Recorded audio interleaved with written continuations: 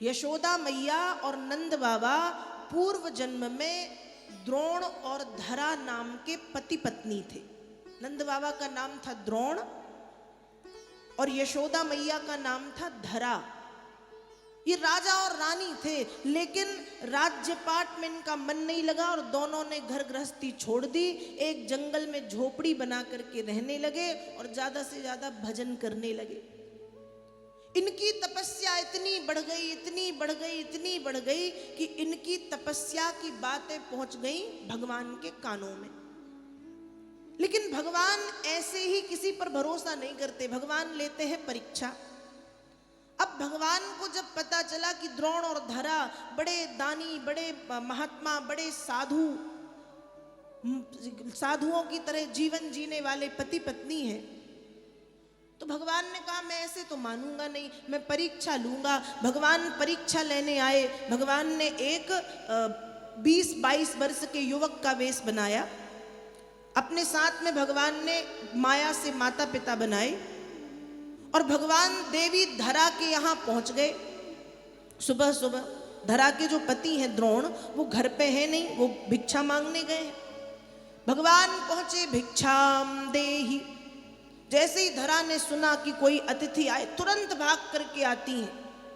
जैसे ही अतिथियों को देखा, अरे आइए प्रभु, आइए प्रभु, आइए प्रभु, आइए भगवान, आइए नाथ, और घर के आश्रम के भीतर ले आई। आश्रम के भीतर ला करके आसन बिछा करके भगवान को बिठाया। तब भगवान कह रहे हैं कि मैया, हम अपने माता पिता को लेकर के यात्रा कर रहे हैं। हम अपने माता पिता को लेकर के यात्रा कर रहे हैं और हमको लगी है भूख, इसलिए मैया कुछ पवा सकती हो? कुछ भोजन प्रसादी की व्यवस्था यहां पर हो सकती है या नहीं? कहा प्रभु बिल्कुल हो सकती, बस थोड़ा सा समय दे दो। अब धरा गई रसोई में भीतर। जब धरा रसोई में भीतर गई तो रसोई में कुछ भी नहीं, कुछ भी नहीं। अब धरा सोचने लगी क्या किया जाए। मन में आया कि अभी तो पतिदेव आ रहे हैं, जैसे ही आएंगे इनको ताजा ताजा भोजन बना करके पवा दूंगी। काफी समय हुआ। अब भगवान खड़े हुए और भगवान ने धरा से कहा कि मैया, आज भोजन करा पाओगी या नहीं? करा पाओ तो बता दो और ना करा पाओ तो बता दो, कम से कम हम कहीं और अपनी व्यवस्था देखेंगे, पर भोजन कराओ तो ही रोको, माता पिता भूखे हैं मेरे। धरा ने हाथ जोड़े।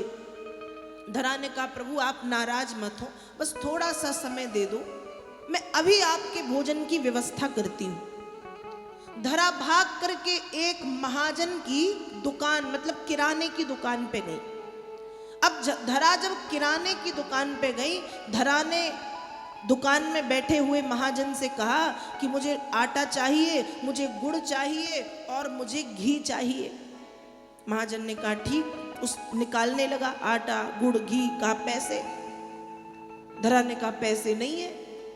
तो महाजन ने कहा कि मैंने क्या कोई धर्मशाला खोल के रखी है कि पैसे नहीं और सामान दे दूं मैं?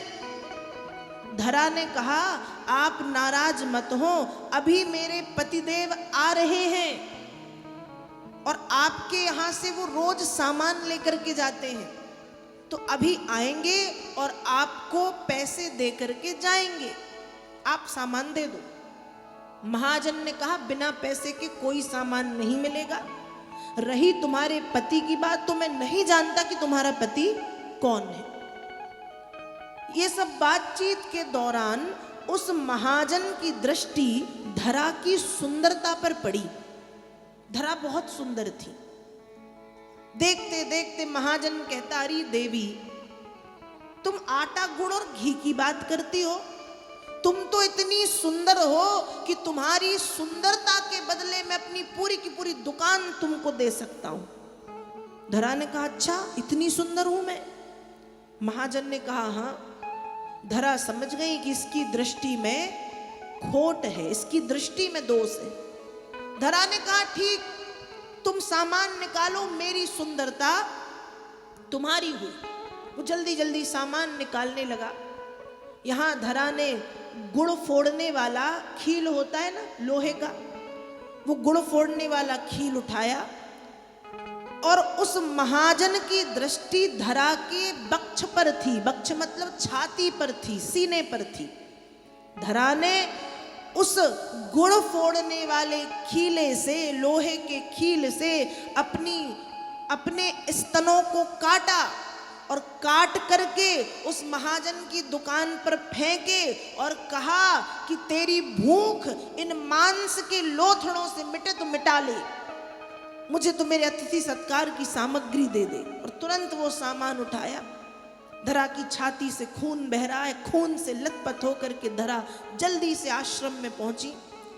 रसोई में जाकर के भगवान के लिए बाटी बनाई, उसमें घी और गुड़ दे करके भगवान को भोग लगाया। प्रभु प्रसाद पाओ।